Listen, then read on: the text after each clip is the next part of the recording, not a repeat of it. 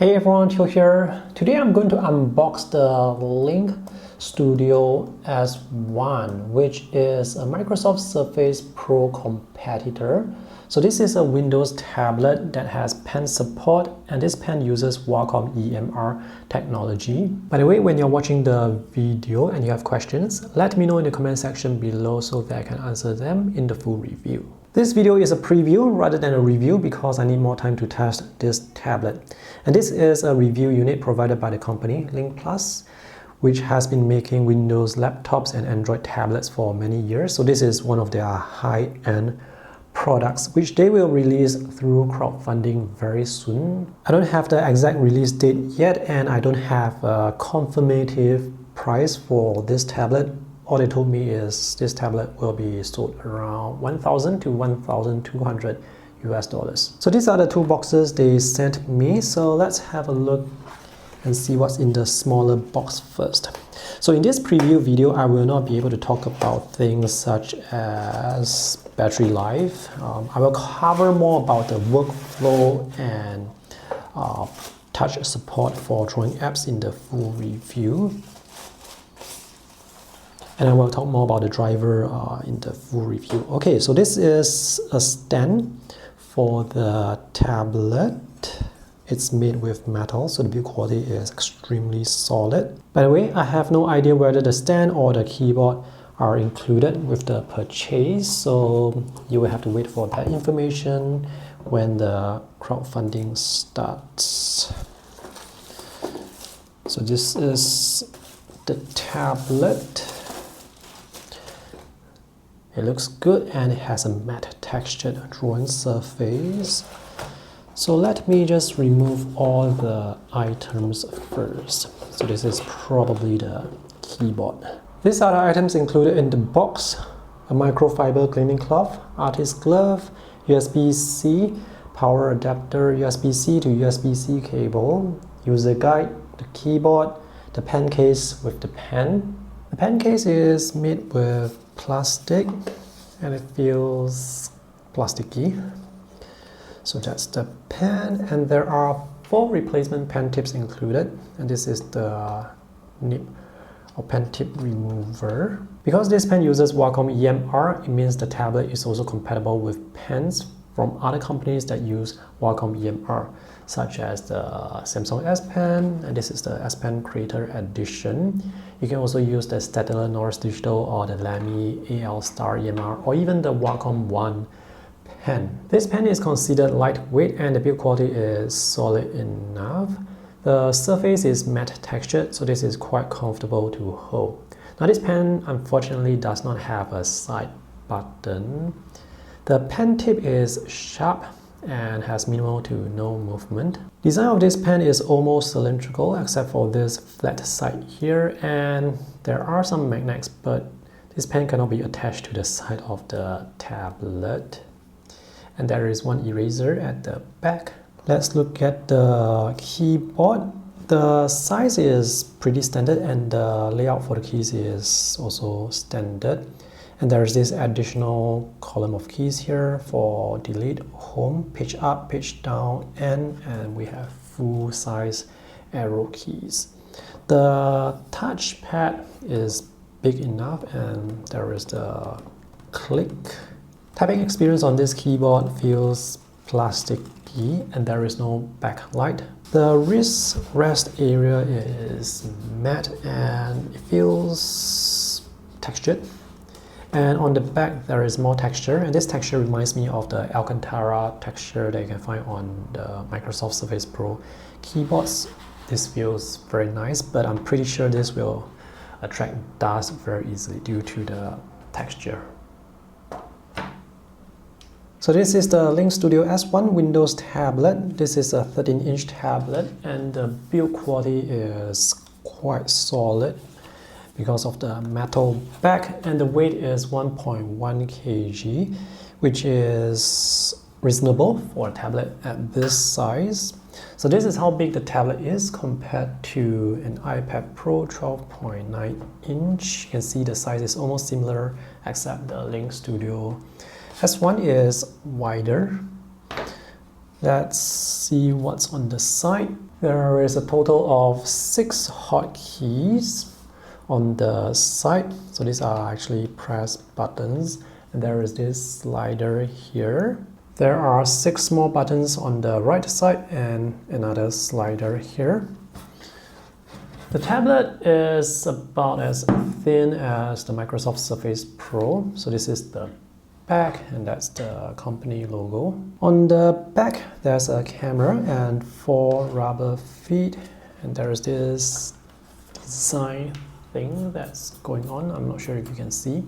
The color of the metal is, I'll say, mid gray or silver. And this is the kickstand. The nice thing about this kickstand is there are 2 rubber feet, so the metal plate will not scratch your tabletop. The hinge is quite strong, so this can hold the tablet in various angles. But this is not going to be strong enough for you to draw on the tablet. Behind the kickstand, you can find a NVMe SSD enclosure, and that's a micro SD card slot for storage expansion. This is the right side of the tablet. That's a USB 3 Type A port, and those holes there are for ventilation for the fans. That's a USB-C Thunderbolt 4 port. 1 speaker here, another one on the other side, and this is a little latch for you to push out the kickstand. On the left, there is the power button and a lock toggle. I'm not sure what this does yet because I've just unboxed this. Another USB-C Thunderbolt 4 port, that speaker, a 3.5mm audio jack. At the bottom, we have the connector for the keyboard, and the red squares are actually rubber feet as well. At the top, we have more vents for the fans and ventilation, 2 small holes probably for the mic, and the volume button. Let's power on the tablet and see how much time it takes. So the light here should light up. This tablet comes with the 11th Gen Intel Core i7 1165G7 processor. The GPU is Intel Iris Xe. It has 16 gigs of RAM and 512 gigs of SSD storage, and it runs on Windows 11. So the startup time is pretty fast. There is 1 camera here, but there is no face unlock, so you will have to type in your PIN or something to unlock this. After powering on the tablet, the fans would spin at full speed and then they become slower, and now it's silent. So I have already installed some apps, and my first impression of the display is it looks good. So this display is 13 inches, the resolution is 2160 by 1440, the aspect ratio is 3:2. So the visuals look sharp, and pixelation is not really noticeable from 1 arm's distance away. So there's the iPad Pro 12.9 inch on the side again for comparison purposes. So the bezels on the iPad Pro are definitely thinner compared to this, the Link Studio S1, but there are hotkeys and a slider by the side, so there is more utility with the bezels here. And let me just place this on the top. Yep, so the Link Studio S1 is wider. Now, one thing that I noticed is there is no auto rotation, so if you need to change the orientation to portrait, you will have to do it through Windows settings. I like this design. I think it looks good. By the way, the sides are tapered, so you can lift the tablet up very easily. So there is no wear on the sides where you can actually snap the pen, and there's no pen holder by the side. Let's do a quick test with the pen. The pen supports tilt and slightly over 4,000 levels of pressure sensitivity. So this pen does not require pairing with the tablet because it does not use Bluetooth or any wireless connection. And this pen is not powered by battery, so no charging is required. So right now I'm trying to draw slow diagonal lines just to see whether there is any diagonal line jitter, and I'm very happy to say that there is no noticeable line jitter, maybe except from my handshake. Yeah, so you can draw diagonal lines quite easily. And the pen is quite sensitive, so let me try and draw with minimal or almost no pressure. This is how thick the line really is. So this pen is quite sensitive. I'm barely glancing the pen on the tablet surface and I can get those lines to appear. You do have to press down ever so slightly, but I would say this is quite sensitive. Right now I have the tablet on the stand and the stand is very stable. However, if you need to elevate the tablet off the table, you will have to get maybe a taller laptop stand or some other tablet stand. Let's look at the latency. Now this display has 60 Hz refresh rate and there is the usual latency. I can see the line trying to catch up with the pen tip, but usually when drawing, this is not, the latency is not something I would notice. And notice I am tapping here to undo because this app does not support two-finger undo.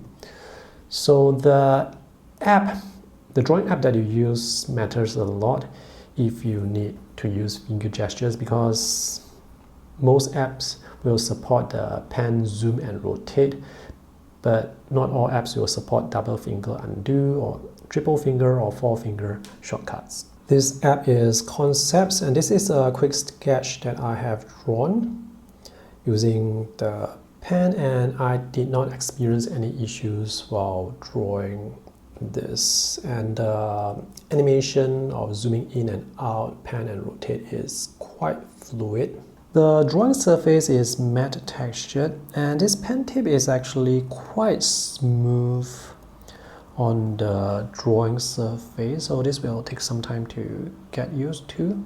Lines are able to taper smoothly and sharply. And this display is laminated, so when you are drawing, there is no gap between the line and the pen tip. Oh, I also want to show you how other pens perform. So this is the Samsung S Pen Creator Edition, and it can work with pressure and tilt.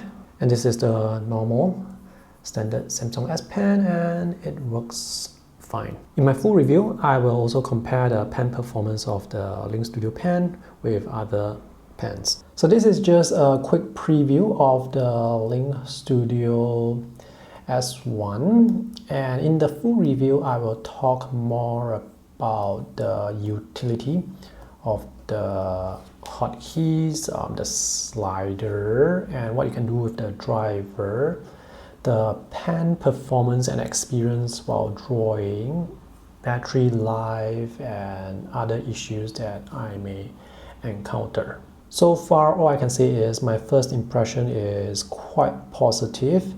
And if the company is really selling this at US $1,000 to $1,200, I would say the pricing is quite reasonable, because I have actually reviewed the Wacom Canvas Studio 16 a few months ago, and that 15.6 or 15.8 inch Windows tablet was selling for US $1,700. And from what I can see, the pen performance of the Wacom EMR pen is pretty good.